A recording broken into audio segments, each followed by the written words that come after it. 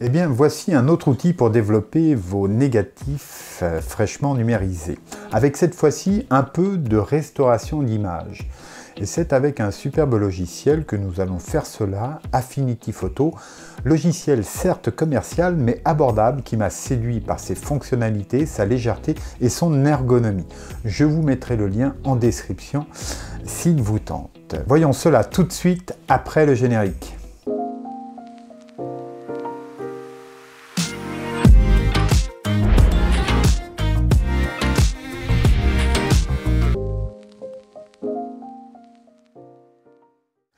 Eh bien c'est parti, cette fois-ci nous allons développer notre négatif fraîchement scanné avec un autre logiciel commercial cette fois-ci qui s'appelle Affinity Photo. Alors Affinity Photo vaut une cinquantaine d'euros, je vous le présente quand même car c'est l'équivalent d'un Photoshop en plus rapide, en plus pratique et qui mérite une certaine attention. Donc vous allez voir, ça charge assez vite. J'ai fait ouvrir avec Affinity Photo puisque je dispose de ce logiciel installé.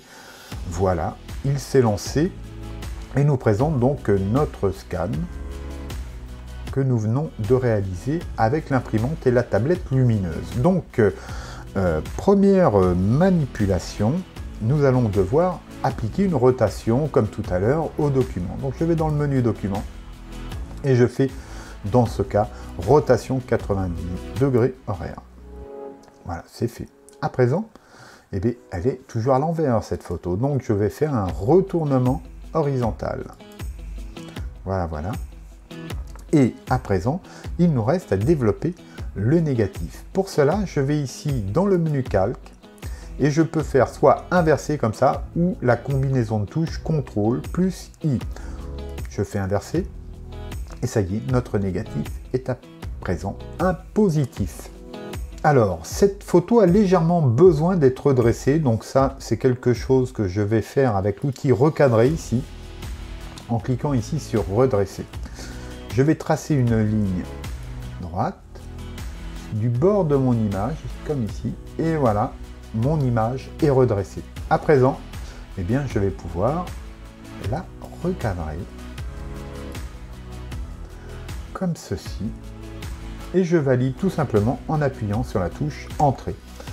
Ça y est. À présent, vous voyez, nos contrastes sont légers. C'était un peu le souhait du scan, c'est de préserver les détails en faisant en sorte que les contrastes ne soient pas importants.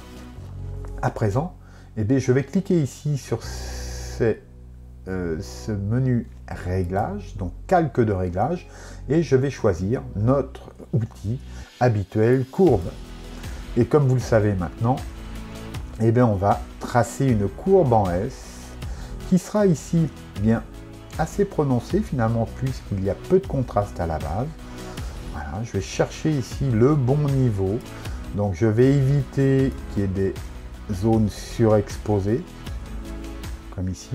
Et puis j'éviterai ici qu'il y ait des zones trop bouchées, comme on dit. Voilà. Mais là, ça me semble pas mal du tout. Ouais, c'est pas mal du tout.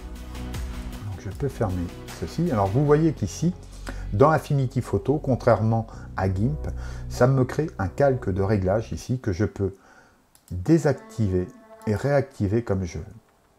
Donc ici, c'est assez pratique puisque vous allez voir aussi il y a un traitement que nous n'avons pas encore fait.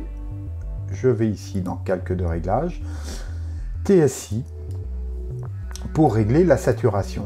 Vu que c'est un noir et blanc, je n'ai pas besoin de saturation. Il y a un certain, vous voyez, il y a un fond vert bleu qui est présent. Je coupe tout ça ici au niveau de la saturation.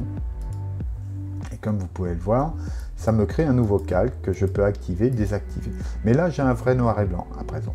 Alors, petite cerise sur la gâteau, et ce que ne permet pas GIMP, c'est que vous voyez ici, mon négatif est blessé. Il y a des poussières, des traces ici, et des griffures.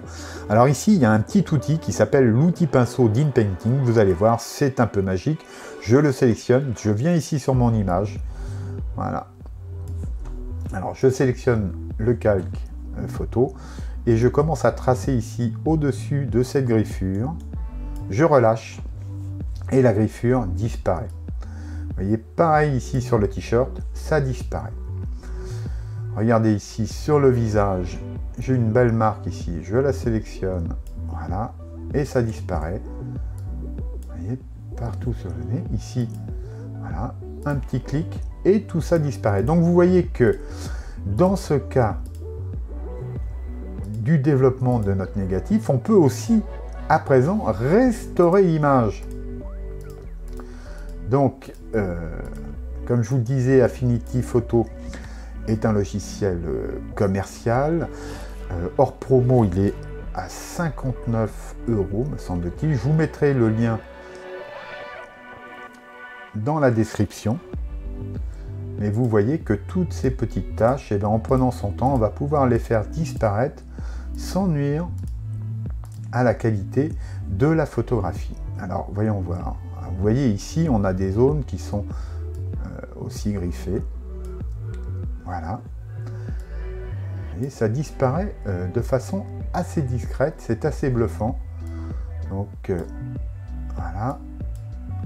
Alors là, je ne me suis pas très bien pris. Voilà, là c'est mieux. Alors, voyons voir qu'est-ce qu'on a aussi. Ah là, je vois qu'il y en a une là qui traverse une zone différente.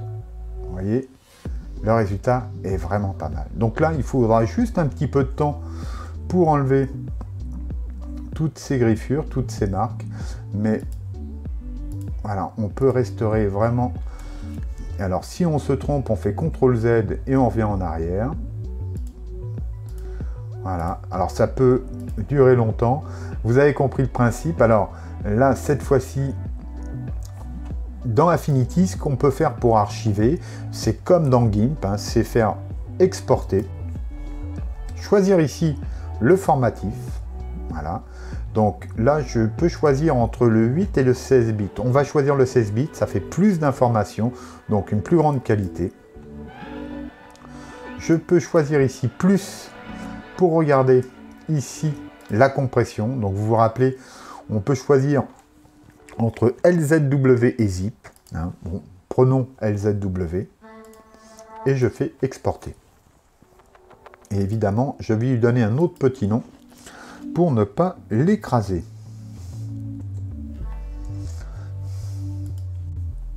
Voilà. Et si je veux exporter pour un partage sur Internet, ben c'est pareil, je fais exporter, je choisis le format JPEG ici.